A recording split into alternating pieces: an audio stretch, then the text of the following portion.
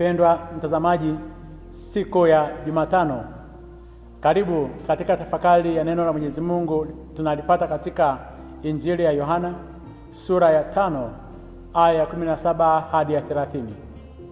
Yesu anawajibu Wayahudi akisema, Baba yangu anatenda kazi hata sasa, nami ninatenda kazi. Kwa nini aliyatamka maneno haya? Injili ya Yohana hiyo sura ya 5 ukianzia aya ya 6 mpaka ile ya 16, Yesu alimponya mgonjwa wa kupoza siku ya Sabato. Wayahudi wakakasirika sana na wakamuuzi Yesu kwa kitendo hicho. Sasa Yesu anaendelea kuambia maneno haya kwamba ingawa mmenichukia kwa kitendo hicho ambacho nimekifanya, Baba yangu anatenda kazi hata sasa. Maana yake nini? Mwenyezi Mungu anatenda kazi hadi siku ya Sabato. Ni maneno ya ajabu sana. Na kama Mwenyezi Mungu anafanya kazi siku ya Sabato, na Yesu yeye ni mwana wa Mwenyezi Mungu, basi amefanya kile ambacho Baba yake amemwelekeza. Ana maana gani Yesu kuzungumza maneno haya? Kwamba Mwenyezi Mungu yeye yupo kazini muda wote hadi siku ya Sabato, na ishara mojawapo zinaonyesha kwamba Mwenyezi Mungu yeye hajawahi kupumzika. Alipumzika tu wakati ule wa uumbaji, alipomaliza kazi yake vizuri siku ile ya 7, lakini baada ya hapo yeye hajapumzika na anaendelea kufanya kazi. Ishara gani zinazoonekana? Jua linaangaza muda wote, halijawahi kusimama, na giza lipo. Mito inatiririsha maji yake, watoto huzaliwa na wengine hufa, na hakuna siku ambapo kwamba kwa sababu leo ni siku ya Sabato watoto wakashindwa kuweza kuzaliwa. Leo ni siku ya Sabato mito ikashindwa kuweza kutiririsha. Leo siku ya Sabato Mwenyezi Mungu akafunga koki ya oksijeni kwamba tusije tukapata ile oksijeni, la sivyo tumekuwa tumekufa. Na mvua inanyesha siku ya Sabato na hata siku nyingine. Mwenyezi Mungu yupo kazini. Tunajifunza kitu gani? Dini ambayo inafika hatua haiangalii mahitaji ya watu, imesimamia misimamo kwamba kama vile sheria zao zinavyozungumza siku ya Sabato usifanye kazi, na wao wakashindwa kuweza kuwa na huruma na upendo kwa watu, dini hiyo inakosa nguvu, dini hiyo inakosa mamlaka, na dini hiyo watu wake wataiacha.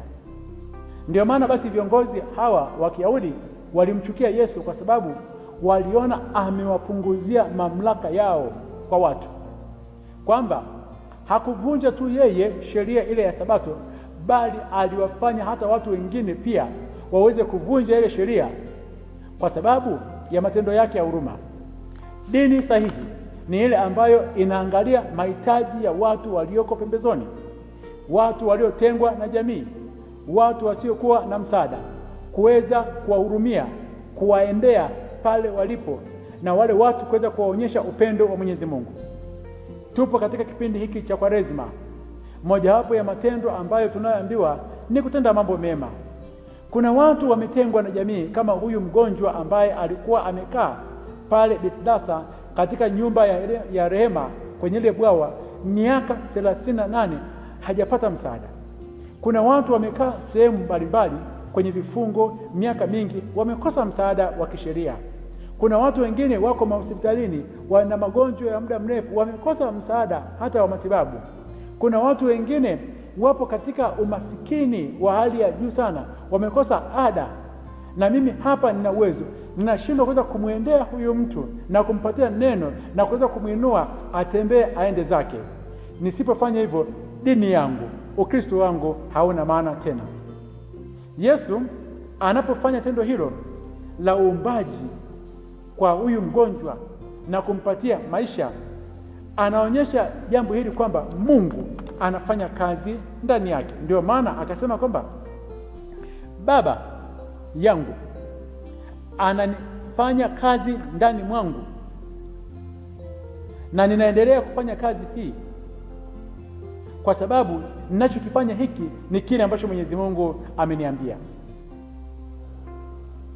Yesu Kristo baada ya kudhihirisha huo uwezo wake kwa Wayahudi kwamba Mwenyezi Mungu anampenda na yale ambayo anayoyafanya yametokana na Mwenyezi Mungu vile anavyompenda, na yeye kwamba ana mamlaka ya kuweza kuwahuisha watu wote, kama vile alivyoweza kumwinua huyu mgonjwa aliyekuwa ameachwa, anadhihirisha kwamba yeye ndiye mwenye mamlaka ya kuweza kuhukumu. Katika nyakati ambazo tunazoishi, tumeingia katika kasumba kubwa sana ya kuweza kuwahukumu watu kwamba huyu ni mdhambi, huyu hastahili, huyu yeye hafai, kama vile Wayahudi walivyoweza kumhukumu yule mtu aliyekuwa amechukua godoro, ingawa alikuwa amemwacha kwa muda mrefu sana. Yesu anaonyesha kwamba yule ambaye sisi tumemdharau, yule ambaye sisi tunamwona kabisa kama ni mdhambi, mbele za Yesu yeye ni wa thamani kubwa zaidi. Ndio maana alienda kumgusa na akamwambia achukue godoro atembee siku ya Sabato. Hebu katika safari yetu ya maisha tutembee na huruma ya Mwenyezi Mungu na upendo wa Mwenyezi Mungu. Tusiache kufanya matendo ya huruma kwa sababu fulani ni mdhambi. Na mara nyingi sana yule ambaye tunamnyoshia vidole ndio huyu Mwenyezi Mungu anampenda, Yesu anampenda, na huwa anawagusa na kuweza kuwainua. Katika safari yako ya maisha unaweza kujiona kwamba wewe ni mdhambi sana, hustahili, jina lako limechafuka, umeachwa.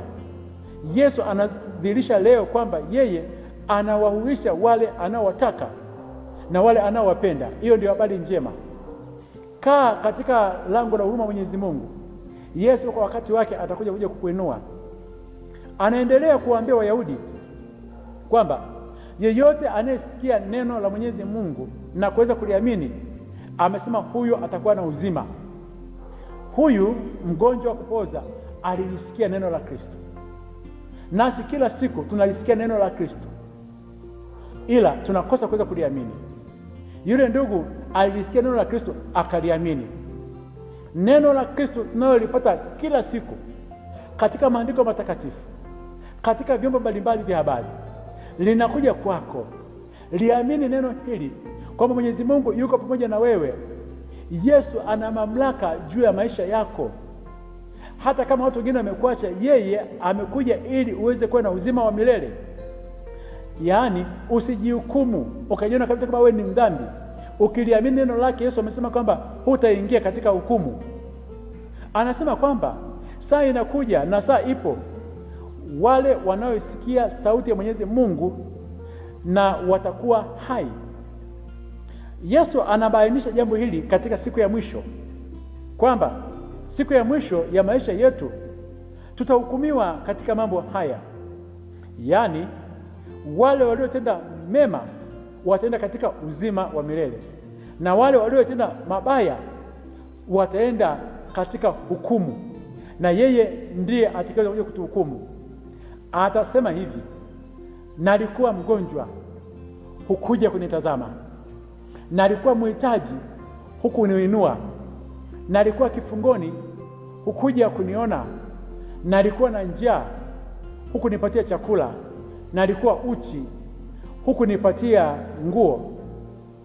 Na vile tunavyowatendea watu katika maisha haya, tukiwa tumejawa upendo na huruma Mwenyezi Mungu, ndivyo atakavyoweza kutupokea katika uzima wa milele.